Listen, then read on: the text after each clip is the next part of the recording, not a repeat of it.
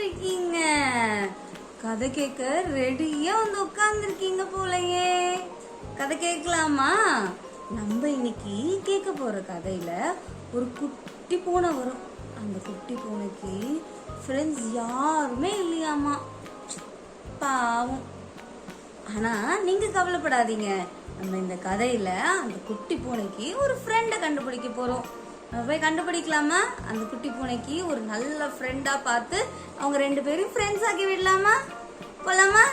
Ready, வாங்க போலாம்.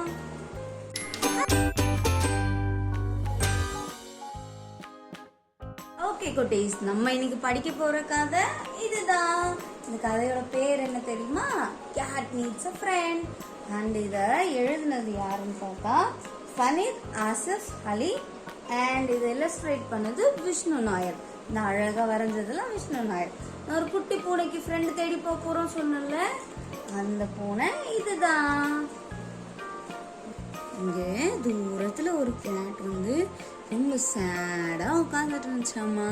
அது ஏன் சேடா உட்காந்துட்டு இருக்கு அப்படின்னா, அது கூட விளையாடுறதுக்கு ஃப்ரெண்ட்ஸ் யாருமே இல்லை அப்படின்னு சொல்லிட்டு அது சேடா உட்காந்துட்டு இருக்கு. அப்பதான் அது ஒன்று டிசைட் பண்ணுச்சு, நம்ம கூட விளையாடுறதுக்கு ஒரு ஃப்ரெண்டு கிடைச்சா நல்லா இருக்கும் அப்படின்னு அது நினச்சிச்சு. சரி வாங்க நம்ம போய் ஒரு ஃப்ரெண்டு தேடலாம் அப்படின்ட்டு அந்த கேட்டு கிளம்பி போச்சு. அது போகிற வழியில் ஒரு குட்டி யானையை பார்த்துச்சு.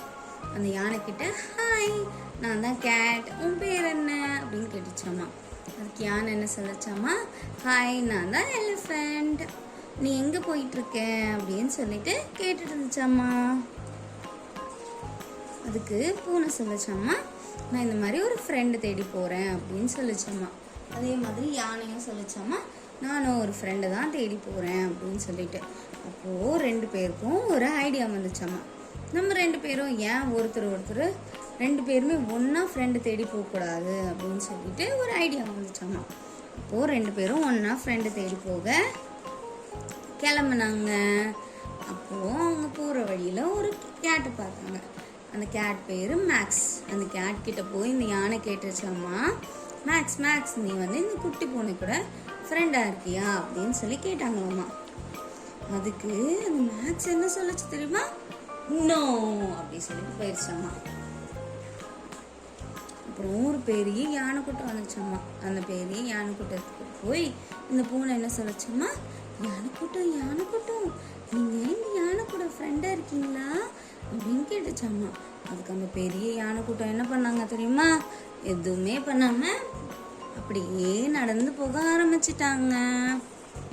அடுத்தது என்ன பண்ணாங்க, அப்படியே நடந்து போக ஆரம்பிச்சிட்டாங்கல்ல, அதனால் வந்து இந்த கேட்டும் யானையும் வந்து ரொம்ப சேட் ஆகிட்டாங்க. இந்த பூனையும் யானையும் என்ன பண்ணாங்க, ரொம்ப சேட் ஆகிட்டாங்க, நமக்கு ஃப்ரெண்ட்ஸே கிடைக்கலையே அப்படின்னு சொல்லிட்டு. சரி, இருந்தாலும் அவங்க முயற்சியை கைவிடாமல் மறுபடியும் நம்ம ஃப்ரெண்டை தேடி போகலாம் அப்படின்னு ஆரம்பித்தாங்க. பெரிய பெரிய மலை மேலே ஏறி ஃப்ரெண்டாக தேடினாங்க. பெரிய பெரிய காடு மேலே ஏறி ஃப்ரெண்டை தேடினாங்க. அப்புறம் பெரிய பாலைவனத்தில் போயும் ஃப்ரெண்டை தேடினாங்க. அப்புறம் பெரிய பீச்சில் போயும் ஃப்ரெண்டை தேடினாங்க. அப்புறம் கடைசியாக வந்து அவங்களுக்கு ஃப்ரெண்டு கிடைக்கவே இல்லையாம்மா. சில சமயம் என்ன பார்த்தாமா, அந்த பூனைக்கு டயர்டாக இருந்தது, கால் வலிக்குது அப்படின்னா இந்த பூனை வந்து யானை வந்து இந்த பூனையை தூக்கிட்டு போகுமாம்மா. அதே மாதிரி யானைக்கு ரொம்ப போர் அடிச்சுது அப்படின்னா இந்த பூனை பாட்டு பாடிட்டே இருக்குமாம்மா. பாட்டு பாடி அந்த யானையை என்கரேஜ் பண்ணுமாம்மா. அப்போது அவங்க ஒரு பனிக்கரடியை பார்த்தாங்களாம்மா. அந்த பனிக்கரடி கிட்ட இவங்க ரெண்டு பேரும் அவங்களோட பேர் சொன்னாங்களாம்மா. அப்போ பனிக்கரடி என்ன சொல்லிச்சாம்மா, நீங்கள் ரெண்டு பேரும் ஃப்ரெண்ட்ஸா அப்படின்னு கேட்டுச்சாம்மா. அப்போது இந்த பூனையும் யானையும் ஒருத்தர் பார்த்தாங்கம்மா. பார்த்துட்டு அவங்க மனசுக்குள்ள ஒரு கேள்வி வந்துச்சாம்மா. என்ன கேள்வி, ஃப்ரெண்ட்ஸ்னா யாரு அப்படிங்கிற கேள்வி வந்துச்சாம்மா. ஃப்ரெண்ட்ஸ்னா யாரு, ஒருத்தருக்கு ஒருத்தர் ஹெல்ப் பண்ணணும். அதான் இந்த பூனையும் யானையும் ஒரு ஃபர்ஸ்ட்லேருந்தே பண்ணிட்டு இருக்காங்க. ஒருத்தர் சேடாக இருந்தால் இன்னொருத்தர் அவங்கள ஹாப்பி ஆக்கணும். ஆமாம், ஒருத்தர் மாற்றி ஒருத்தர் சேடானா ரெண்டு பேரும் ஹாப்பியாக மாற்றிட்டே இருப்பாங்க.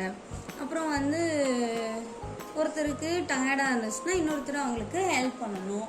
ஆமாம், பூனைக்கு டயர்டாக இருந்து கால் வலிக்குதுன்னும் போது யானை வந்து அதுக்கு ஹெல்ப் பண்ணுச்சு. இந்த மாதிரி ஃப்ரெண்ட்ஸ் பண்ணுறது எல்லாமே இவங்க 2 பேரும் ஃபர்ஸ்ட்லேருந்தே பண்ணிட்டு இருக்காங்கல்ல. அப்போ இவங்களுக்கே தெரியாமல் இவங்க 2 பேரும் ஃப்ரெண்ட்ஸாக தான் இருந்துட்டு இருக்காங்க. அது இவ்வளோ நாள் இவங்களுக்கு தெரியல. ஆனால் இந்த பனிக்கரடி கேட்ட உடனே இது இவங்களுக்கு தெரிஞ்சிருச்சு. அதனால ஒருத்தரை பார்த்துட்டு ஒரு குட்டி ஸ்மைல் பண்ணிட்டு அவங்க 2 பேரும் என்ன சொன்னாங்க தெரியுமா? ஆமாம், நாங்கள் 2 பேரும் ஃப்ரெண்ட்ஸ் தான் அப்படின்னு சொன்னாங்க. அதுக்கப்புறம் தான் அவங்க 2 பேருமே உணர்ந்தாங்க அவங்க 2 பேரும் ஃப்ரெண்ட்ஸ் அப்படின்னு சொல்லிட்டு. அதுக்கப்புறத்துலேருந்து 2 பேரும் ஒன்றா டைம் ஸ்பெண்ட் பண்ண ஆரம்பித்தாங்க. அதுக்கப்புறம் ஜாலியாக விளையாடினாங்க. இதோட கதை முடிஞ்சிருச்சு. என்ன குட்டீஸ், உங்களுக்கு இந்த கதை பிடிச்சிருந்துச்சா? நீங்கள் என்கிட்ட சொல்லுங்கள், உங்களுக்கு எவ்வளோ ஃப்ரெண்ட்ஸ் இருக்காங்க அப்படின்னு சொல்லிட்டு. அண்ட் அந்த ஃப்ரெண்ட்ஸ் எல்லாம் உங்களுக்கு எதனால் பிடிக்கும் அப்படின்னு சொல்லிட்டு சொல்லுங்கள். அண்ட் ஃப்ரெண்ட்ஸ் இல்லைன்னா நீங்கள் கவலைப்படாதீங்க, அதுவும் சொல்லுங்கள். நம்ம உங்களுக்கு ஒரு சூப்பர் ஃப்ரெண்டாக தேடி கண்டுபிடிச்சிடலாம். ஓகே, பாய். இன்னொரு நாள் இன்னொரு வீடியோவில் மீட் பண்ணலாம்.